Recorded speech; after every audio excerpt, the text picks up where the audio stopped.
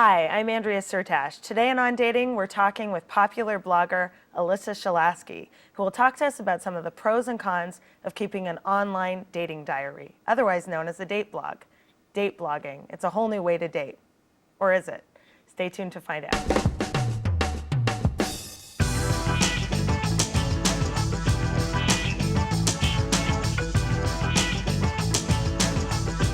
Would you be mad if your partner wrote about your love life? If somebody I was dating wrote about me, I think I'd be a little upset depending on what it was. I don't think I'd really be mad, as long as they didn't, if they weren't divulging everything about our relationship. I'm an open guy. I'd probably just laugh. I don't know, it depends what they said, I guess. If it was extremely personal, then I would have issues with people writing about me on a blog, etc. I would be upset if somebody wrote about my love life. I think that that's very personal. Depends upon what they would write. If I'd be mad if they wrote about it. If they didn't ask permission, I probably would be shocked, but I wouldn't be that upset. We're in the studio today with Glamour Magazine's online resident dater, Alyssa Shelasky. Alyssa claims she's very good at being single and is up for anything to meet the right match. Is that true? Are you up for anything to meet the right match? I mean, I was. When I first took this assignment, that was my goal in life, was to find the one and find happiness and let the Glamour readers help me along the way. I mean, I don't know if that's all I'm obsessed with anymore, but it's definitely a big part of my life. So date blogging, for those who don't know, did I get it right? Is it an online dating diary? It's basically like an everyday column documenting my life as a single girl at the time in LA. So from first dates to bad dates to being set up or, issues with the ex. It's just my diary focusing on my love life that I'm sharing with the world. So you're sharing it with the world, and what do the guys who you're dating think about this generally? Well, yeah, no, nobody really, the guys in general didn't really like it. I mean, there's a certain type of guy that loved to be blogged about, and those are sort of like these narcissistic types of men who I'm not generally attracted to in the first place. So the kinds of guys I like, the more serious, mature men did not want. Are not into it. And I can't see it being very good. Just as a dating coach, I'm thinking part of dating strategy is the mystery and the intrigue, right, at the beginning of dating. I mean, it's like you need a certain poker face, I guess, when you first start dating somebody, and there's no such thing. Of course, I was in I was in control of how much I want to write or how little I want to write, so I could maintain some sense of personal privacy, personal feelings. I never blogged about our sex life or anything like that. I mean, I kept it very G-rated. Right. So I tried to be careful with how much I said, but still, most guys they don't even want the littlest thing mentioned, and so it was a hard balance between giving the readers something that's compelling, and taking care, nurturing these new relationships that I was developing. How much do you consider the readers? I mean, if they make comments, Alyssa, do this or that, are you following that, or? Well, back when it first started with Glamour, that was sort of the gimmick, was that the readers were going to get to vote on my actual... Vote on your dating life? Yeah. I mean, I would give them the question. So I would ask them things that I was comfortable sort of with any kind of answer. I'm not sure about this guy, but on paper he looks great, but I'm not physically attracted to him. Should I give him another chance? I mean, I was sort of like, well, that would have been mean. I didn't actually say that one, because then the guy would have read that I wasn't physically attracted. But, or, whatever, like, I'm not sure about this guy. It's been 3 dates. Should I give it one more? Yes or no? And then I would take their advice. And based on the vote, you would yes or no? Yeah. I mean, I would have to do whatever they said. And sometimes I didn't really like the answer, but it was sort of a pact I had with them. And so it was only for 6 months. And I was like, you know what? I'm just going to do this crazy experiment. Who knows? Maybe it'll work.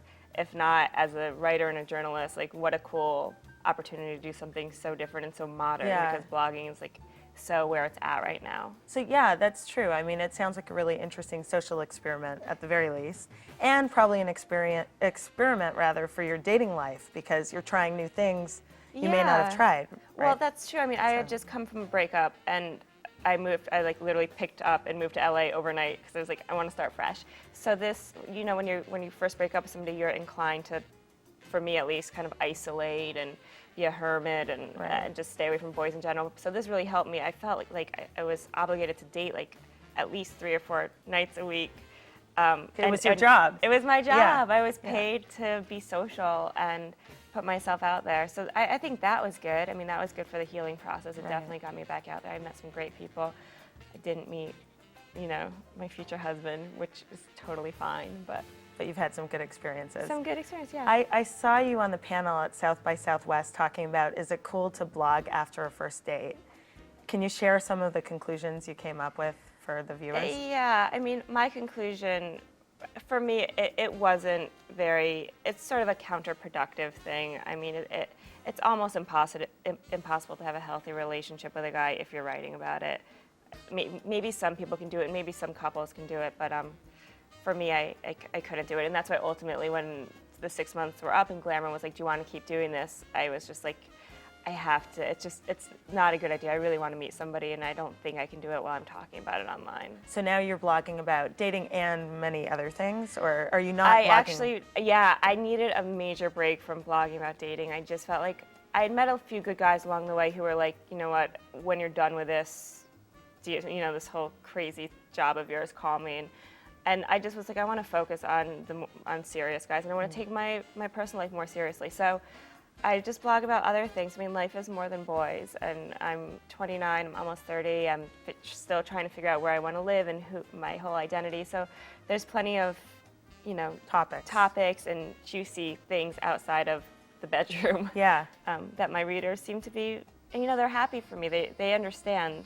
Throughout the whole 6 months, they were like, Alyssa, we can give you all the advice in the world, all the votes in the world, but at the end of the day, like, you got to quit this job if you want to find a guy. Like, they got that it was a very difficult situation. So that's an obvious con. I mean, I totally get that. So for our viewers who are thinking of date blogging, because I've heard this come up a lot, how can you have a date blog and still have a good social life?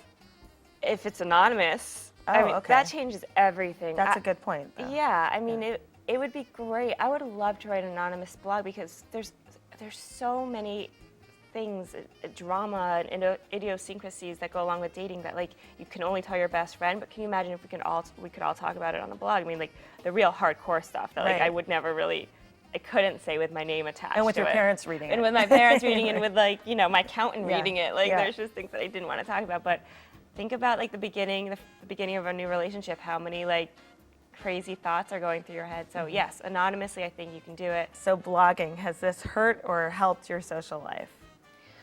I'd say it helped because, I mean, I've always wanted to be a writer in New York City, and of course, like all female writers, I want to be the next Carrie Bradshaw. And I've met so many cool people in this, like, blogosphere, as they call it, or whatever, and I've met a lot of other women who are attempting to do something similar, like have a dating blog of their own or write about their own life as a single girl in New York or whatever.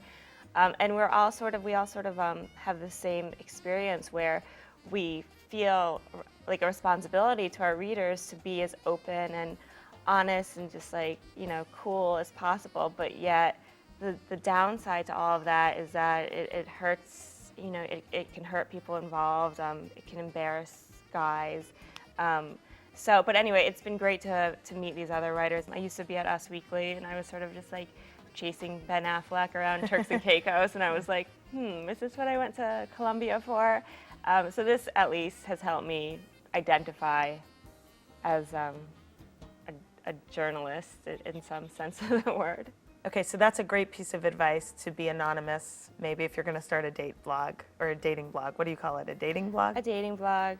Kissing and blogging. Kissing and blogging. What's another kissing and blogging piece of advice you'd have?